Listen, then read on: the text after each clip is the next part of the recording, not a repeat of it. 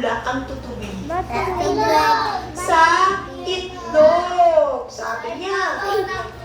Oo, nandun siya sa tubig. Itlog muna siya nagsimula. Tingnan niyo yung nasa halaman. Nandun daw siya nakatira sa malaking tubigan. Sa malaking tubigan. At doon siya, mayroong itlog. Diyan nagsimula daw ang tutubi. Ano sa English ang tutubi? Dragon fly. Ang English ng tutubi ay dragonfly. Nakakita na ba kayo ng tutubi? Opo. Ito yung tutubi. Saan ba natin nakikita madalas ang tutubi?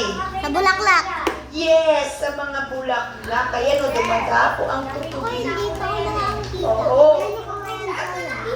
Nung bata si teacher, mahilig si teacher manghuli ng tutubi. Pupunta ako sa garden o sa atin, sa amin dun sa probinsya. Gaganyan ako, mamaya nakalipad na, di ko nahuli. Minsan binahuli ako. Tuwang-tuwa si teacher. Nakakita na ba kayo? Nakahuli na ba kayo ng tutubi? Opo.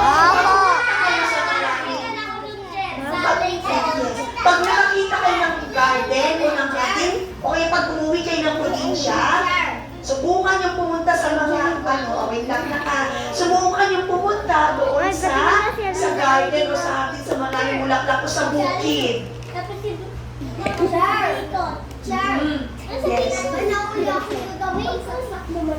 Oo, ito naman ay tutubi. So, ang tutubi nagsimula saan siya nagsimula? Sa itlog. Tapos, pagkaraan ng ilang linggo, ano nangyayari? Lumabas na siya sa itlog. Ano na nangyari? May lumabitog sa butete sa kanya, Ayan, sinubukan niyang huliin. Ayan na siya. Nagpuno siya ng balat, nagbabago yung kanyang balat. Ayan, hanggang sa maging isa na siyang tutubi. O yan. Bakit mo yung mata niyo? Ha?